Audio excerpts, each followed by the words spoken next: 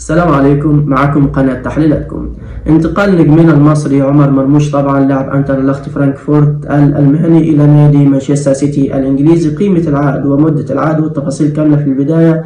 لو أنتم من داعمين وعشاق النجوم المصريين زي محمد صلاح وعمر مرموش وتريزيجيه، ما تبخلوش علينا بالاشتراك في القناة والإعجاب بالفيديو علشان يوصلكم كل جديد، وتفعيل الجرس علشان يوصلكم كل إشعار. طبعا يا جماعة انتشر في اليومين اللي فاتوا دول خبر مؤكد وانتقال طبعا عمر مرموش لاعب أنترلخت فرانكفورت الألماني إلى نادي مانشستر سيتي الإنجليزي في عقد قيمته طبعا ومدته 4 سنوات بالتمام والكمال، مقابل طبعا راتب قيمته 2,500,000 يورو سنويا، يعني 4 مواسم. هياخد في الموسم الواحد 2,5 مليون يورو طبعا. فالأخبار دي تواترت بكثرة على ألسنة طبعا الإعلام والصحافة المصرية، لكن شبكة سكاي سبورت الألمانية والصحفي الألماني فلوريان بلاتنبرغ المختص طبعا بأخبار الانتقالات قال لك: أفهم أنه لا توجد حاليا مفاوضات بين أنترلخت فرانكفورت الألماني ومانشستر سيتي الإنجليزي بشأن انتقال طبعا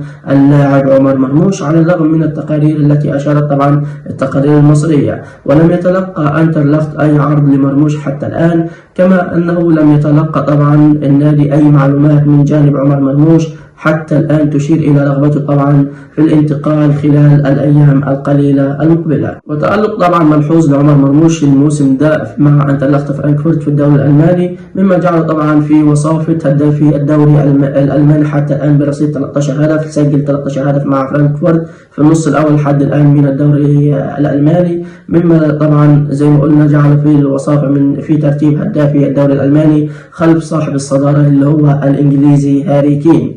وأيضا مساهمات عمر مرموش لم تقتصر على التسجيل فقط، ولكن صنع أيضا 7 أهداف مع فرانكفورت، مما جعلته طبعا فرانكفورت حاليا بفضل الأهداف اللي سجلها عمر مرموش والأهداف اللي صنعها حاليا في المركز الثالث طبعا كفريق في الدوري الإنجليزي. ده يعتبر مرتبة كويسة جدا لفرانكفورت. خلينا نقول لكم طبعا التصريحات الرسمية بعد كده، بعد ما عرفنا احنا الأنباء المصرية اللي تواترت عن انتقال عمر مرموش وقيمة العقد، وعرفنا طبعا الأخبار الألمانية اللي هي نفت لحد الآن وركزوا على كلمة لحد الآن، يعني ممكن تطلع بكرة ولا بعده أخبار تنفي ده كله. تمام. نقول لكم بقى تصريحات عمر مرموش الرسمية في هذا الحوار.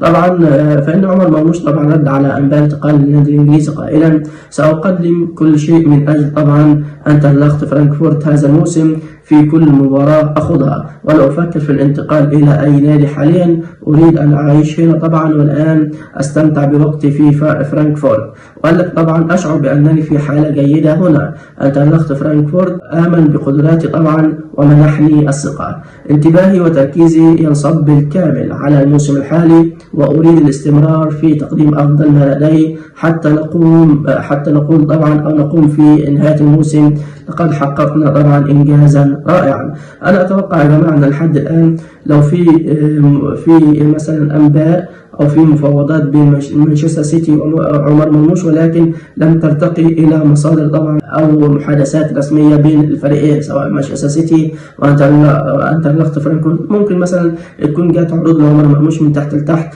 مع وكيل أعماله. وأنا أتوقع طبعا عمر مرموش يا ريت لو ينتقل لمانشستر سيتي بس يتأنى شوية في البداية، مش عايزين ان هو يعمل نفس خطأ صلاح طبعا لما راح فريق تشيلسي الانجليزي وبعد كده مورينيو قعدوا على الدكة، من مضطر طبعا انه يرجع تاني للدوري الايطالي. مش عايزين الحاجة دي تتكرر، خاصة ان بيب جوارديولا الله اعلم ممكن يعمل معاه زي مثلا مانشستر سيتي زي محمد صلاح وجوزيه مورينيو، الله اعلم. فأنا أتوقع أن هو يتريث كده ويظهر أكتر في الدوري الإنجليزي وياخد ثقة أكتر وأكتر. لو ما انتقلش يعني الموسم ده بكل تأكيد هينتقل طبعا الموسم القادم أو حتى الموسم اللي بعديه. لسه عمر مرموش لسه صغير، مواليد 1999، يعني عنده 25 سنة لحد الآن، فلسه قدامه مسيرة كروية كبيرة. لو واصل على الأداء الكويس طبعا مع فرانكفورت الألماني هيكون في فريق قوي جدا من فرق المقدمة سواء مانشستر سيتي أو غيره. ده يا جماعة باختصار كل ما يخص خبر وحقيقة انتقال طبعا عمر مرموش وقيمة العقد المقدمة من مانشستر سيتي لعمر مرموش طبعا هذا الموسم. في النهاية ما تنسوش الاشتراك في القناة والإعجاب بالفيديو وتفعيل الجرس علشان يوصلكم كل جديد. كان معكم قناة تحليلاتكم. السلام عليكم.